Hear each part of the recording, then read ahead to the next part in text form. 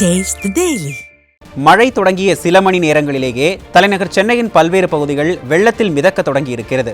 குறிப்பாக திமுக அமைச்சர் துரைமுருகனின் வீடு அமைந்துள்ள கோட்டூர்புரம் பகுதியில் காவல் நிலையமே நீரில் மிதக்கும் காட்சிகளை பார்க்க முடிகிறது. இது குறித்த கூடுதல் தகவல்களை நமது தலைமை செய்தியாளர் ஜெயக்குமார் வழங்க கேட்கலாம். வணக்கம் ஜெயக்குமார், விவரங்களை பதிவு பண்ணுங்க. வணக்கம் அருண். திமுக அமைச்சர் துரைமுருகன் வசிக்கக்கூடிய கோட்டூர்புரம் சாலை, அவரது இல்லம், கோட்டூர்புரம் காவல் நிலையம் என அனைத்து பகுதிகளுமே வெள்ளக்காடாக காட்சியளிக்கிறது. மழைநீர் உள்ளே புகுந்ததால் பொதுமக்கள் புகார் அளிப்பதற்கோ அல்லது பொதுமக்களுடைய பிரச்சனையை தெரிவிப்பதற்கோ காவல் நிலையத்திற்கு வர முடியாத ஒரு சூழ்நிலை ஏற்பட்டிருக்கிறது. அதே நேரத்தில் திமுக அமைச்சர் வசிக்கக்கூடிய அந்த சாலை முழுவதுமாக வெள்ளக்காடாகவே காட்சியளிக்கிறது. சென்னை ராயப்பேட்டையில் இருக்கக்கூடிய பிபி ராமன் சாலை, அதே போன்று லாயிட் சாலை, ராயப்பேட்டை ஜானி ஜக்கான் சாலை உள்ளிட்ட பல்வேறு பகுதிகள் முழுமையாக வெள்ளக்காடாக காட்சியளிக்கிறது. அனைத்து இந்திய அண்ணா திராவிட முன்னேற்ற கழகத்துடைய அலுவலகம் உள்ளேயும் அந்த தண்ணீர் போகி இருக்கிறது. கடந்த 6 மாதங்களுக்கு மேலாக அந்த பகுதியிலே தோண்டப்பட்ட மழைநீர் வடிகால் பணிகளுக்காக தோண்டப்பட்ட அந்த கால்வாய் இன்னும் கூட முழுமையாக பணி நிறைவடையாத காரணத்தினால் அந்த தண்ணீரானது போவதற்கு வழி இல்லாமல் எங்கெங்கெல்லாம் செல்ல வழி இருக்கிறதோ அந்த பகுதியெல்லாம் வெள்ளக்காடாக சென்று காட்சியளிக்கிறது. அதே போன்று நுங்கம்பாக்கம் ஸ்டெர்லிங் சாலை, வள்ளுவர் கோட்டம் நெடுஞ்சாலை உள்ளிட்ட பல்வேறு பகுதிகள், உத்தமர் காந்தி சாலை, கதிர்கல் சாலை, ஆயிரம் விளக்கு, ராயப்பேட்டை உள்ளிட்ட பல்வேறு பகுதிகள் முழுமையாக மூழ்கி இருக்கிறது. சென்னை சூளைமேடு பகுதியிலும் முழுமையாக வெள்ளம் சூழ்ந்திருக்கிறது. சென்னை சூளைமேட்டில் இருக்கக்கூடிய காமராஜர் நகர் 3வது தெரு, 4வது தெரு, அதே போன்று வினோபாஜி தெரு, ராஜேஸ்வரி காலனி, வீரபாண்டி நகர் 1வது தெரு, பாரதிய தெரு, அதே போன்று தலைமைகள் தெரு உள்ளிட்ட பல்வேறு பகுதிகளில் ஏராளமான வெள்ளம் சூழ்ந்திருக்கிறது. மக்களுடைய இயல்பு வாழ்க்கை முற்றிலுமாக பாதிக்கப்பட்டிருக்கிறது. அனைத்து பகுதிகளிலுமே மின்சாரம் துண்டிக்கப்பட்டிருக்கிறது. மின்சாரம் இல்லாமல் மக்களுடைய தேவைகளை நிறைவேற்றிக் கொள்வதற்கு கூட தண்ணீர் இல்லாமல் துயரம் அடைந்திருக்கிறார்கள் மக்கள்.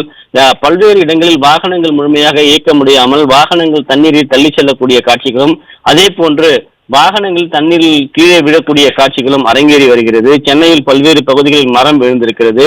சென்னை மெரினா கடற்கரை கொடுக்க லூட் சாலை என்று சொல்லப்படுகின்ற சர்வீஸ் சாலை முழுமையாக மூடப்பட்டிருக்கிறது.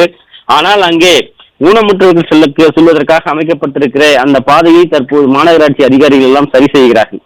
யாருமே செல்லாத இடத்தில் இருக்கக்கூடிய அந்த பாதையை எதற்காக இவர்கள் சரி செய்கிறார்கள் என்பது மிகப்பெரிய ஒரு கேள்வியாக இருக்கிறது. மக்கள் வாழக்கூடிய பகுதியெல்லாம் வெள்ளக்காடாக காட்சியளிக்கிறது. மழைநீரோடு கழிவு நீரும் சாக்கடை நீரும் கலந்து துர்நாற்றம் வீசிக் கொண்டிருக்கிறது. இவற்றையெல்லாம் சரி செய்வதற்கு எங்கே போனார்கள், யார் எங்கே இருக்கிறார்கள் என்பதே தெரியவில்லை என்று மக்கள் குமரிக் கொண்டிருக்கிறார்கள். தொடர்ந்து மழை, இந்த புயலானது பெங்கல் புயலானது இன்று மாலை கரையை கடக்கும் என்று எதிர்பார்க்கப்பட்ட நிலையில் அது 13 கிலோமீட்டர் வேகத்தில் தான் தற்போது நகர்ந்து வந்து கொண்டிருக்கிறது. அது கரையை கடப்பதற்கு இரவு கடக்குவதற்கான வாய்ப்புகள் இருப்பதாக தெரிவிக்கப்பட்டிருக்கிறது. கனமழை என்பது பல்வேறு ஏரிகள் இருக்கக்கூடிய நீர்பிடிப்பு பகுதிகளாக இருக்கக்கூடிய சென்னை செம்பரம்பாக்கம், புழல் ஏரி, அதே போன்று பூண்டி உள்ளிட்ட பல்வேறு ஏரிகள் நிரம்பி வருகிறது. அப்படி நிரம்பி வருகிற போது அந்த உபரி நீரை வெளியேற்றுகிற போது சென்னைக்கு பேர் ஆபத்து இருப்பதாகவே தெரிவிக்கப்பட்டிருக்கிறது. மழைநீர் வடிகால் பணிகள் முழுமையாக இவர்கள் செய்யவில்லை. அதே நேரத்தில் கூவம் மாற்றுகள் இருக்கக்கூடிய அந்த கூவத்தில் இருக்கக்கூடிய கழிவுகளை எல்லாம் முன்கூட்டியே இவர்கள் சரி செய்யவில்லை. மழை நேரத்தில் இந்த பணிகள் நடைபெற்றுக் கொண்டிருக்கிறது. இவர்கள் மழைநீர் வடிகால் வாரியம் அமைக்கப்பட்டதாகவும் கால்வாய் ஏற்படுத்தப்பட்டதாகவும் இதற்காக 5160 கோடி ரூபாய் ஒதுக்கப்பட்டதாகவும் கூறப்பட்ட நிலையில் தற்போது டிராக்டர்கள் வைத்து பழுப்புகள் மூலமாக, ஜெனரேட்டர்கள் மூலமாக உறிஞ்சுவதுதான் திராவிட மாடலில் மழைநீர் வடிகால் திட்டமா என்கிற கேள்வியை மக்கள் எழுப்பியிருக்கிறார்கள். இந்த மழையை எப்படி மக்கள் எதிர்கொள்ளப் போகிறார்கள் என்று பல்வேறு பகுதிகளில் மக்களாகவே தங்களுடைய பகுதியிலே தேங்கி இருக்கக்கூடிய தண்ணீரை அகற்றக்கூடிய அவல நிலைக்கு தள்ளப்பட்டிருக்கிறார்கள். ஒவ்வொரு பகுதியிலும் திமுகவை சேர்ந்த ஒரு கவுன்சிலர் கூட இதுவரை யாரையும் எட்டி பார்க்கவில்லை. குறிப்பாக நுங்கம்பாக்கம் வடக்கு மாட வீதியிலே கடந்த 2 மாதங்களாக சிறுமழை பெய்தால் கூட 1 அடி தண்ணீர் சாக்கடை கழிவுகளோடு துர்நாற்றம் வீசிக் கொண்டிருக்கிறது. இதுவரை 10க்கும் மேற்பட்ட முறை அந்த சாலை துண்டாடப்பட்டு அந்த சாலையிலே அவர்கள் மழைநீர் வடிகால் பணிகள் அமைக்கப்பட்டார்கள் என்று கூறுகிறார்கள். அப்படி அமைக்கப்பட்டிருந்தால், ஒரு முறை ஒழுங்காக அந்த பணி மேற்கொள்ளப்பட்டிருந்தால் ஏன் இந்த மழைக்காலத்தில் இந்த அவலநிலைக்கு அந்த மக்கள் தள்ளப்படுகிறார்கள் என்கிற மிகப்பெரிய ஒரு கேள்வி எழுகிறது. குறிப்பாக முதலமைச்சர் தொகுதியாக இருக்கக்கூடிய கொளத்தூர் சட்டமன்ற தொகுதி, பெரம்பூர், அதே போன்று அந்த பகுதியில் இருக்கக்கூடிய புளியந்தோப்பு, ஓட்டேரி உள்ளிட்ட பல்வேறு பகுதிகளில் தண்ணீரால் மூழ்கி கிடக்கிறது. அந்த பகுதியிலெல்லாம் மக்கள் முற்றிலுமாக தங்களுடைய இயல்பு வாழ்க்கையை தொலைத்திருக்கிறார்கள்.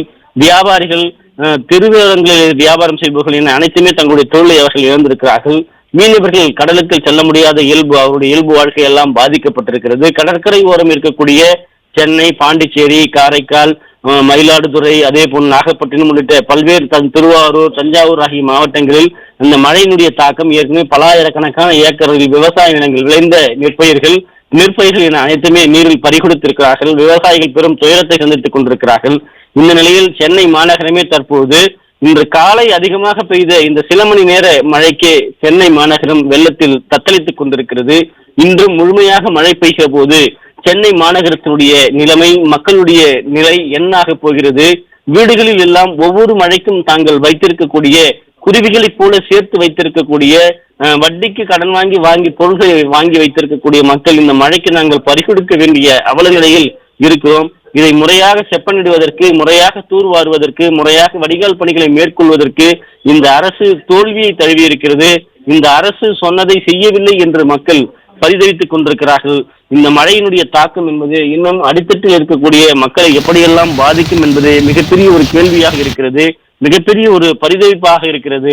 ஒவ்வொரு பகுதியிலும் இந்த மக்கள் ஏற்கனவே வாடகைக்காக படகுகள் எடுத்து வைத்திருக்கிறார்கள். ஏனென்றால் கடந்த மழையின் போது திமுக அரசு விட்ட படகுகளுக்கு வசூல் வேட்டை நடத்தியதாக வேளச்சேரி போன்ற பகுதிகளிலே தலைக்கு 300, 600, 3000 வரை கூட பெற்றதாக எல்லாம் மக்கள் கண்ணீர் சிந்தினார்கள்.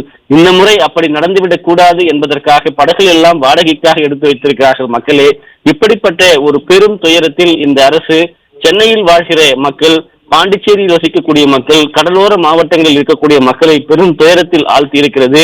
முன்னெச்சரிக்கை நடவடிக்கை என்பதை முழுமையாக எடுக்காமல், பெயருக்காக மின்வெட்டே இருக்காமல் தொடர் மின்சாரம் வழங்கப்பட வேண்டும் என்று உத்தரவு போட்டதாக தெரிவித்தார்கள். நேற்று இரவு முதலே சென்னையினுடைய பல்வேறு பகுதிகளில் இருளில் மூழ்கியது. மழை இல்லாத போதும் கூட, வெள்ளம் இல்லாத போதும் கூட மக்கள் இருளில் தவித்தார்கள்.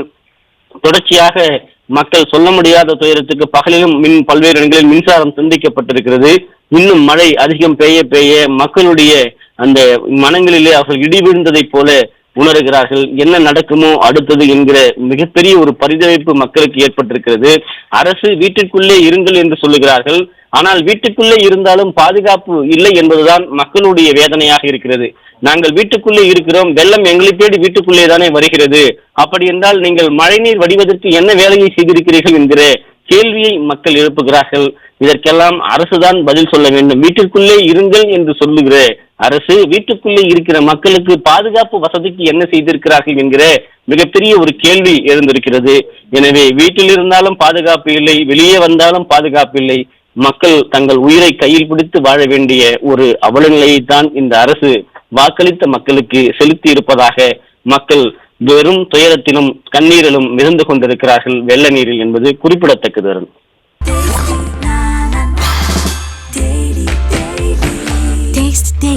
Taste the Daily.